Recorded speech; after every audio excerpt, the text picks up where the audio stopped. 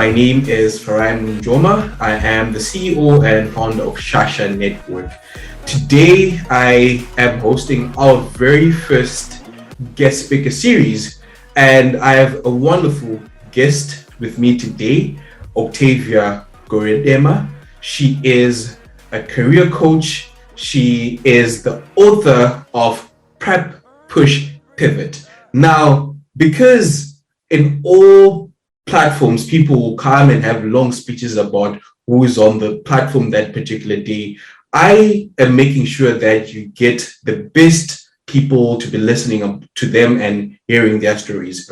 I'm not going to waste time. I'm going to give Octavia the platform to tell us the work that she's been doing. Today, I'm very excited because we're also going to be talking about her book, which I know that some of you are going to be really eager to read about, to read and learn more about. So, Octavia, tell us more about yourself. And before we jump into this interview, we really want to get to understand your journey and what led us to be here today.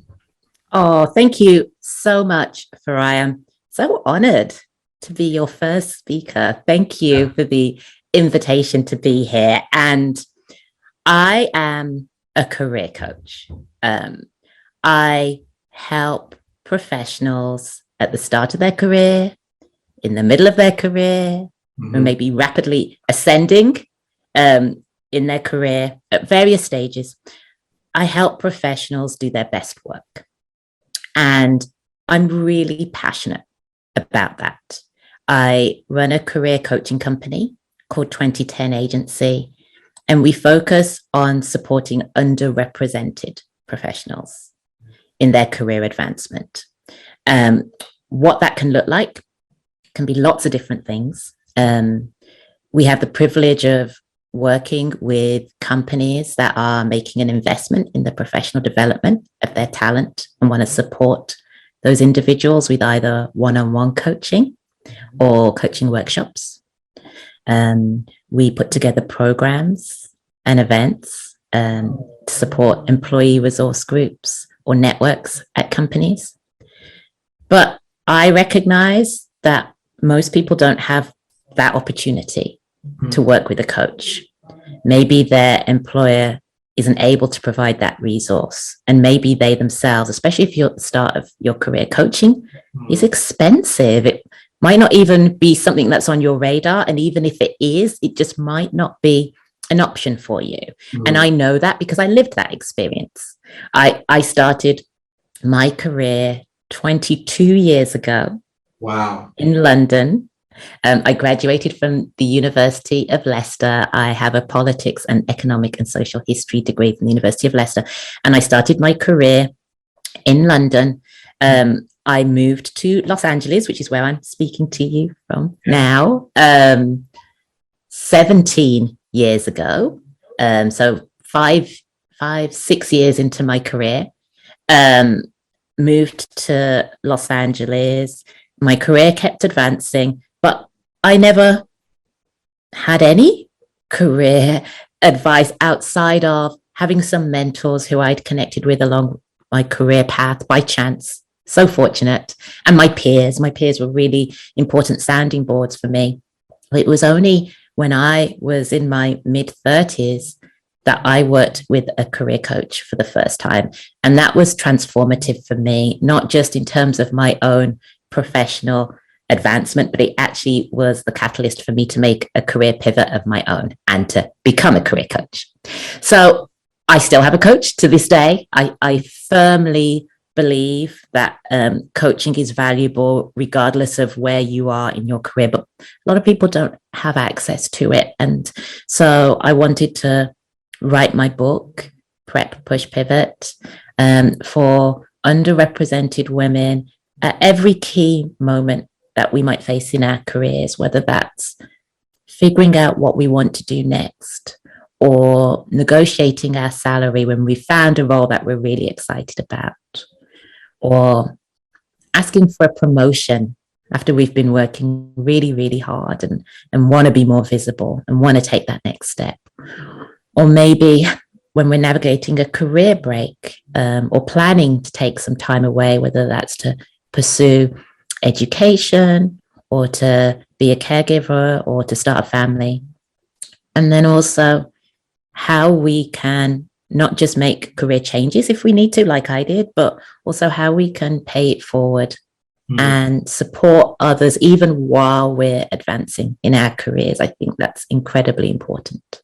I think, and I'm really inspired by the fact that you're a career coach, but you also have your own coach. Oh, so yes. That goes a long way to just talk about who you are as a person. You know, you are a coach getting another coach, and that signals a lot to people within our audience that there's never a place where you feel like, oh, I've arrived and so I'm going to be the grand master coach for everyone. But you've given us some information on your book. I think one of the things that I really liked reading through your profile, you've been on NBCA, you've been on all these top news platforms with the government in the US.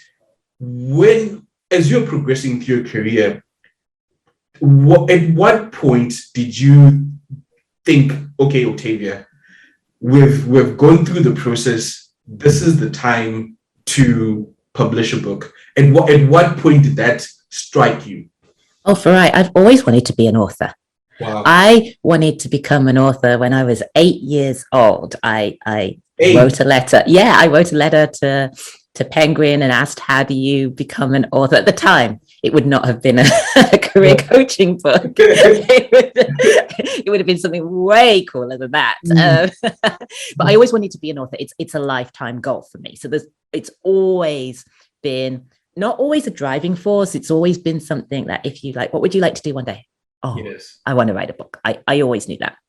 And, you know, this wasn't my first attempt at writing a book. I've had ideas that I started and progressed, and they never translated. But this actual book, Prep, Push, Pivot, I was speaking at an event at the University of Oxford. I'm going to say maybe 4 years ago.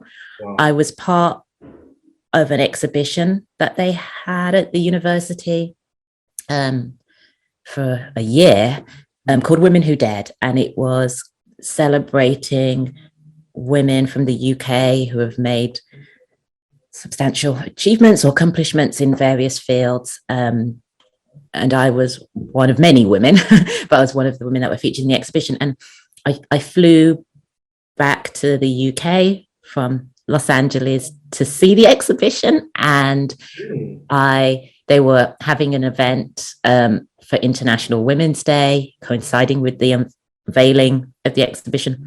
And I firmly believe if you don't ask, you don't get. So I was like, can I speak at the event, please? and I think I asked about 5 times. And they're like, okay, yes, you can speak. And I spoke at the event, and my mom came with me, and I was incredibly proud, but my mom and I were the only Black women in the room. And that has been the case at so many points in my career. I've been the only Black woman perhaps in a meeting or on a project or on a team or an event, and I'm not alone in that experience. So many of us have felt that and experienced that and continue to feel that and experience that. And I thought in that moment, after I spoke and so many people were asking me questions, coming to speak to me, I was like, well, what if you weren't in the room and didn't hear what I and other women shared? What if you weren't in the spaces where you can have someone who can answer a question for you?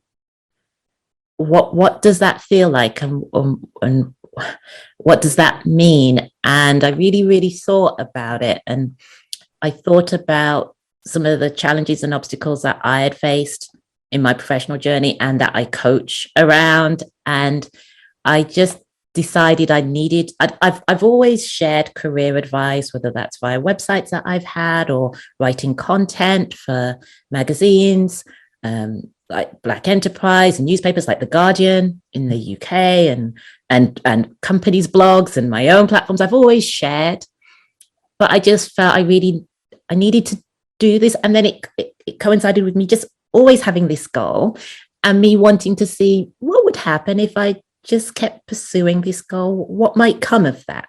And that's how it came into being. So definitely it happened at an intersection of so many things that have been building to this interesting reality. And I think because this is something that you've carried for a very long time in you. Yes.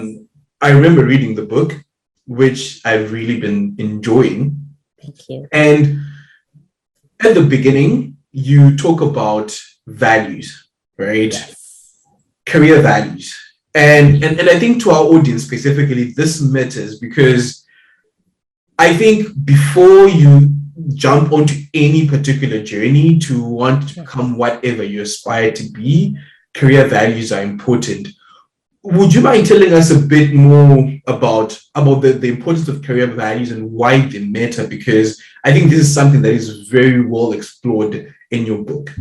Oh, thank you. And yes, I opened the first chapter of Prep Push Pivot talking about knowing your worth and cementing your career values, because for exactly the reason that you've outlined, it's the foundation for everything that we do. And if you're at the start of your career, especially, it can be really hard to trust your own instincts about what's the most important thing for you, not just to pursue, but once you're pursuing your career, because it's not just about, oh, well, what should I do?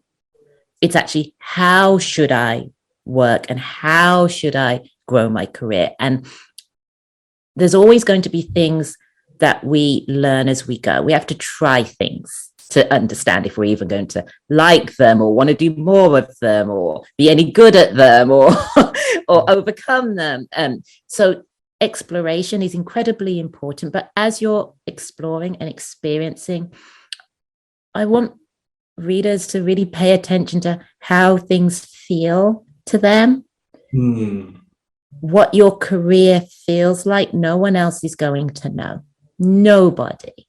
You might have what looks like the best job in the world with this fantastic title at this fantastic company, but if you're not enjoying or there are things about it that don't align with what matters most to you, none of the rest matters.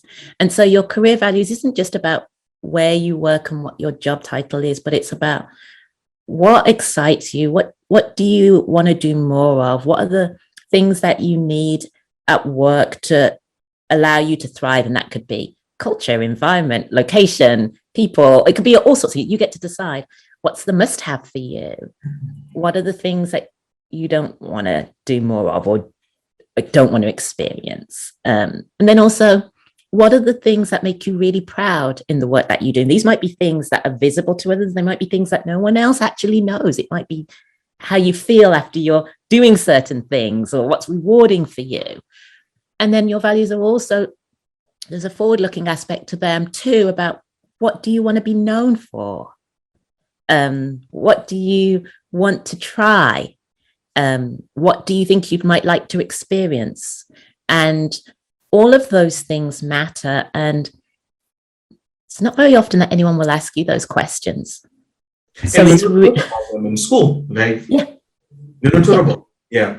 Yeah, people don't often ask you those questions. So it's important for you to ask them of yourself, not just once, not just when you're picking your vocation or picking what to study or picking what to apply for.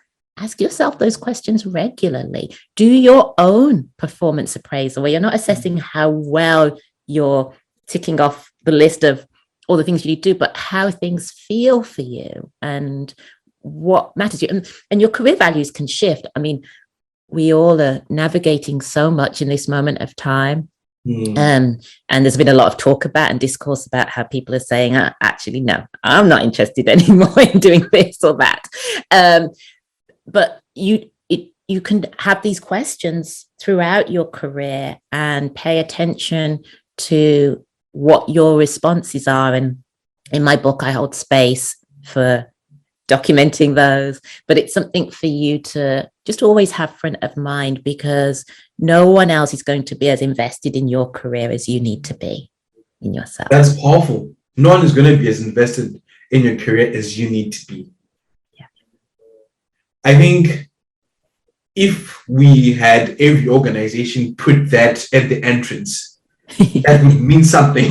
Like, as you walk into a company, you remember that, because I think often we really forget about this particular aspect.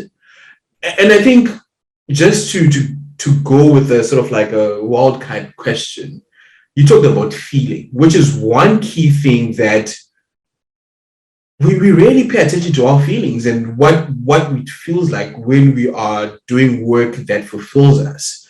And you are definitely someone, based off of your track record and the things that you've done in your career. Do you remember or recall the first time when you're doing the work that you're doing and you said, this feels good, Octavia, and we're going to be doing it? Yeah, absolutely. Every day now, there is something I'm excited about, whether it's talking to you today or doing a coaching session, which I'm going to be doing this afternoon after we finish this call, or preparing for an event. But it wasn't always like that. I remember, I don't know how many years ago it was, but I was talking to a colleague. I can't remember how the conversation came up because it wasn't meant to be a deep conversation, but it ended up being very profound for me. But I remember asking him about his work, and he said, when I'm doing it, it just flows. I'm just in the zone, and it just flows. And I looked at him and I just realized I don't know what that feels like. And that was a moment for me when I really had to do those career values questions for myself and really think about, what am I doing and why? And we're not always going to feel that way every single day. There's always going to be things where we're like, oh, no, thank you. Or that didn't go how I wanted it to go, or that are frustrating. But fundamentally, we want to be having that feeling. Or at least know that the things we don't want to do are allowing us to get to that feeling more often, or to give space for that feeling. And so, yeah, and of course, even when in my case, I'm doing what I really want to do, there's still fear there. Doesn't mean I'm fearless. If anything, the stakes are higher because it matters. It really, really, really matters. And whenever you're doing something for the first time that matters to you, or pushing forward and progressing, everything is new. And as adults, we get afraid to make mistakes. We get afraid. We think making a mistake or stumbling or getting something wrong or not being able to do something at the very best possible is awful. And it's not. That's how we grow and we learn. But I also recognize, as a Black woman in the workplace, for underrepresented professionals, there are so few of us. So to get wherever we are, whatever that is, there has been work that is invisible to so many other people, and the stakes are even higher. And so I recognize that there's a whole confluence that goes into the feelings we might have about how we work, what opportunity looks like for us compared to others. But within that, I'm still advocate that no one else is going to be as invested in us as we need to be in ourselves. Even if we have great bosses, and even if we are advancing, it's still, your career is yours. It doesn't belong to anybody else. So I'm getting very excited about this, but I know we have 30 minutes, right? What's one thing or something that you hope someone that reads Prep, Push, Pivot walks away with after reading the book? Know your worth, even if it's not being reflected back to you. That's the time when you have to know your worth the most. Wow. It matters so much. There'll be times when you apply for a role and you don't get it. There'll be times when you ask for a promotion and you're told no. There'll be times when you are striving to do something and it's not happening for you.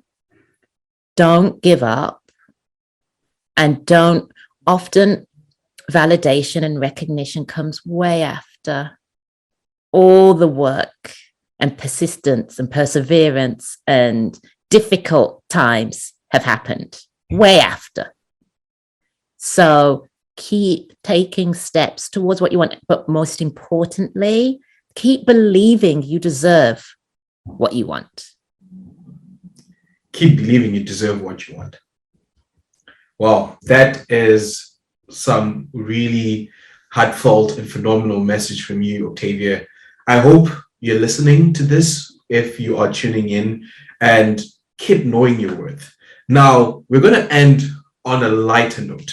So I've put together some rapid fire questions for Octavia, which I'm going to give you no time to respond to. So make sure you're as fast as possible in responding to them. Okay. Are you ready? I think so. Okay. Who would you have casted as Octavia in a movie about your life? Oh, it would have to be my youngest daughter. Wow. she can do a really good impression of me. What's her name?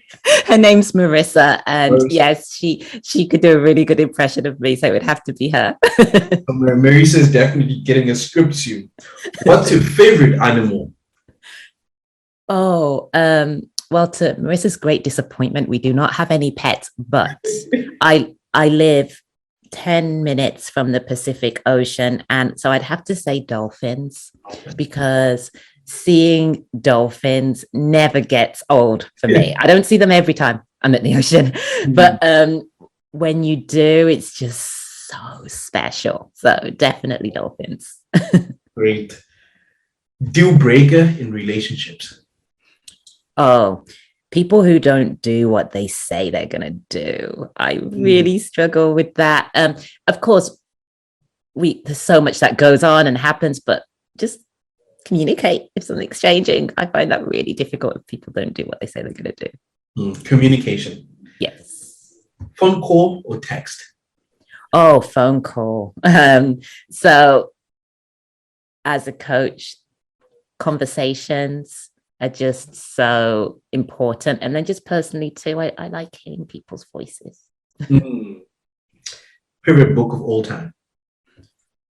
That's a really hard one, because there are so many great books, but I really enjoyed Year of Yes by Shonda Rhimes, the television producer and executive.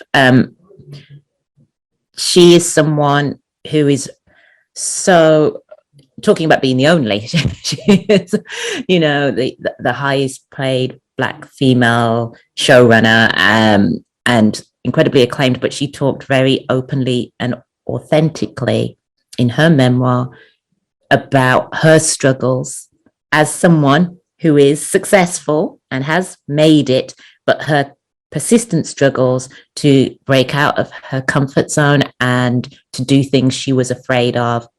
And so after her sister kind of told her straight, you never say yes to anything, she was like, okay, she's right. I need to do something about that. And while the fact she never said yes to anything wouldn't probably not have been apparent to so many people around her who watch her and want a career like hers, she really committed to doing things that she was afraid to do and documenting that process. I thought that was incredibly brave. Wow.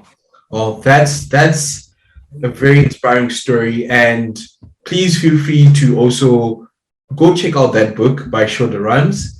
And this has been a wonderful conversation, Octavia. Really appreciate you taking time off of your busy schedule. It's morning time in San Francisco now, so super early in the morning on the West Coast. So wishing you a great rest of the week, and we will be putting the link to the book on this video, so feel free to check out. It's available on Amazon. Yes, you can find Prep Push Pivot wherever you love to buy books. W.H. Smith, Waterstones, Amazon. It's available in hardcover and also as an audiobook too. Great. Thank you so much, Octavia. Thank you so much for having me. Wonderful. Bye-bye. Bye.